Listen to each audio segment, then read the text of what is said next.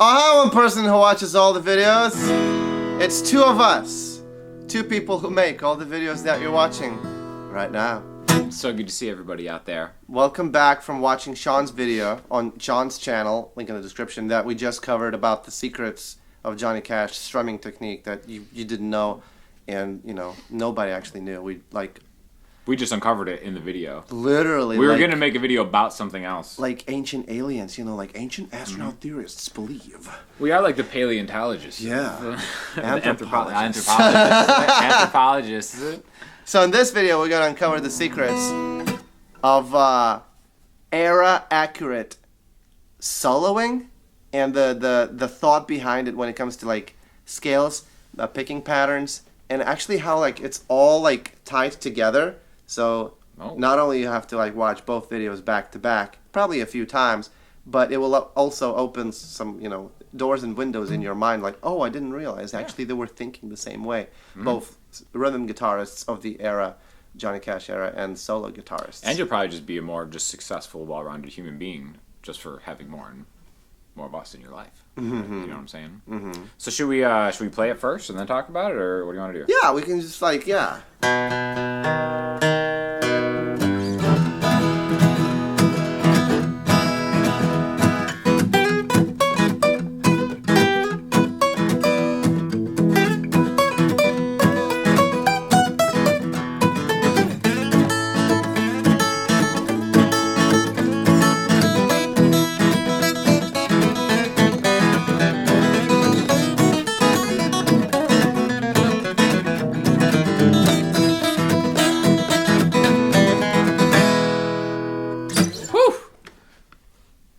There's a lot going on. Anthropological success. Viv, quite great Right success. off the bat. Yeah. So what is going on? Well, it's like a composite scale. So a lot of people they just learn the pattern, especially if they're covering Johnny Cash when Folsom Prison or Big River or whatever, or they're doing their own note to notes or solo, not even in interpretation, but a note to note solo. But if you understand the way of thinking behind it and the stress notes leading into another chord, then it kind of all makes sense. And in Johnny Cash's band, early band, before it was Tennessee 3, it was just Tennessee 2, and they didn't have a drummer, so it was Marshall Grant on bass and Luther Perkins on guitar. Actually, Luther Perkins mirrored the 1 and 5 on the electric guitar Telecaster, with Johnny Cash. So you'll hear just a lot of that. But imagine a Telecaster tone.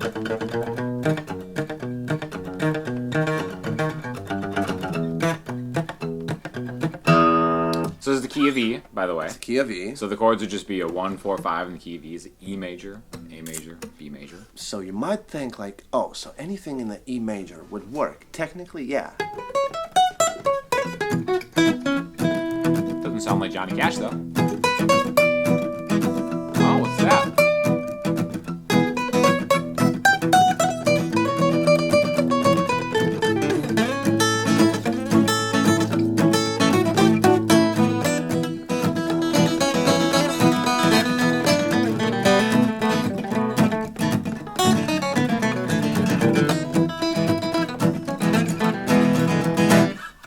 Quick lesson. So let's say you take an E Aeolian double Dorian minor, right? Oh. And then simple scale on top. Phrygian dominant. More reverb and delay. 20% off Rick Beato book. Link in the description. Code What Makes Me Great. Code never expires, because Rick's greatness never expires either. It's become a whole thing that you just once it starts, you just have to finish it. There's no end. Anyways, key of E, E major, but it is Dorian. To a point. It's a composite. Okay. There's two ways to look at it. Oh, it's am I combining minor pentatonic with major scale, or is this?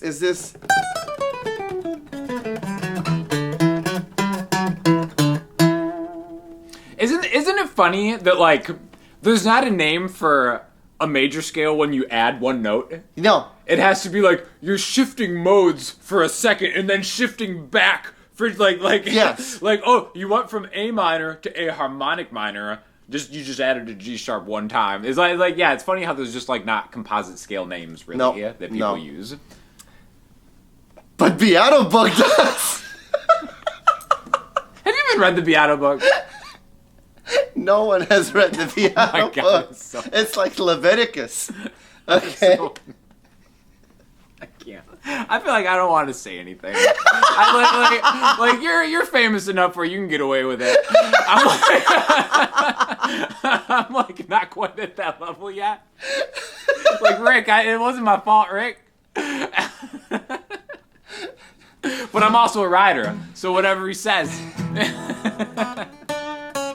Back to that composite scale. It's a composite scale. So I'm playing an E major chord.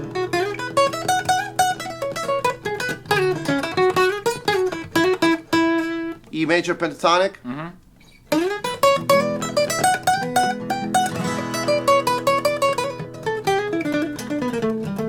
E minor pentatonic. Together, it's essentially Dorian and Aeolian, Ionian together. Does that make sense?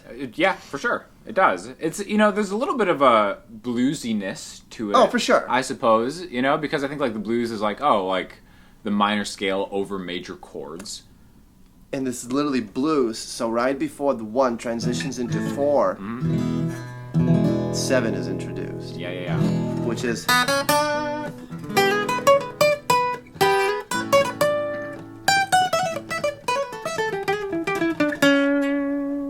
And then what I've heard, and a lot of like Nashville players will interpret actually when it goes to B chord. If you like hold down the B chord, it'll be like a run like this. It almost like goes back to Ionian with like a chromatic run from like a minor pentatonic. Wait, from E Ionian or? It's E Ionian in B.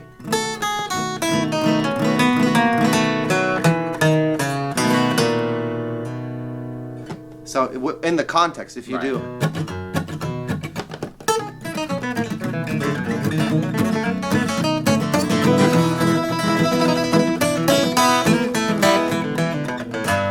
Huh, that's interesting. Okay. Yeah. So like B, you literally have to like change scales, but when it pertaining to E and A, it's a composite, which we're gonna name. We're gonna name in the Daniel book. No, I think the Dovy book. I think it should be the Dovydas book. Dovy and Danny. So let's. I'm playing E major scale with Dorian components, which you can also interpret as a minor pentatonic, and we're gonna do like a full 12-bar turnaround right now. Cool. And you can kind of like. I'm gonna develop the ideas. I'm gonna do the way the record does it, and then I'm gonna like add more to it. And then even if you want to just say out loud what you're doing or whatever, go for it, whatever. 1, 2, 3, 4.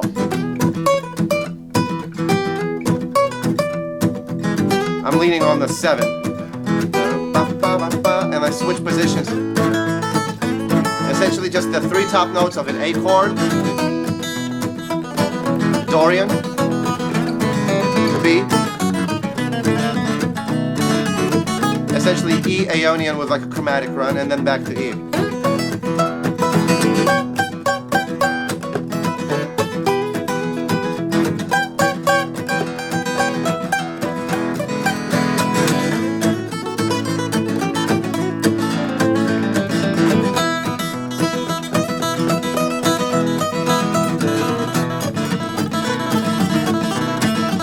Minor pentatonic with 2 added.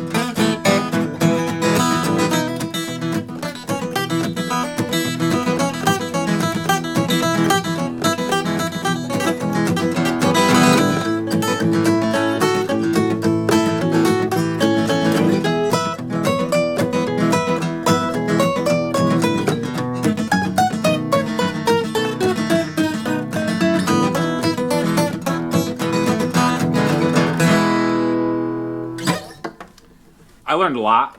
I did too. I feel like it just uncovered some secrets. Secrets. So, so who's responsible for this, then? Do you feel like this was kind of like a groundbreaking thing? It seems like you know a lot about the history of this kind of music. So Luther Perkins, the cousin of Carl Perkins, who actually originally wrote Blue Suede Shoes and recorded it 2 weeks before Elvis recorded his version. It's essentially, if you hear it within the context with strings separated, it's this, right? But if you transpose the top notes down, it's...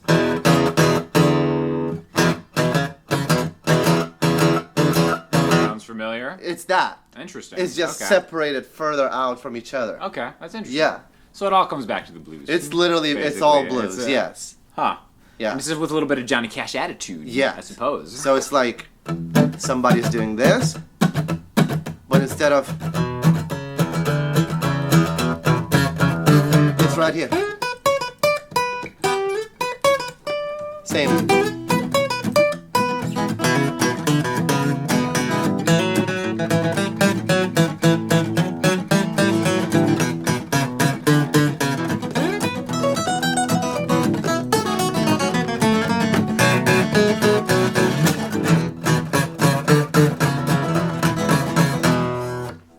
Interesting. Yeah. Yeah, I've never thought about it that way, but it makes a lot of sense. It's the same notes. Because it's explaining stuff that I like have heard, you know, like I hear it, but listen to this guy explain it, just puts it all together. It's all from blues. Yeah, I love it, as it always was. Yeah. Well, thanks for showing me that eye-opening anthropological discovery. Anything else you'd like to tell the people? About Martin? Yes! Yes! D35, HE35. This one's in high definition. Yes. Actually, the difference is herringbone, right? So the pattern, Uh-huh. still three-piece, except see how there's like little patterns and stuff in there? I think on the rosette, too, maybe? Like in the middle? Uh-huh. Maybe? Maybe. I don't know. Whatever. But yeah, in the binding, for sure. Uh-huh. It's a little bit different. I see it. Otherwise, just, two classy guitars for two classy dudes. And that's it. Links in the description.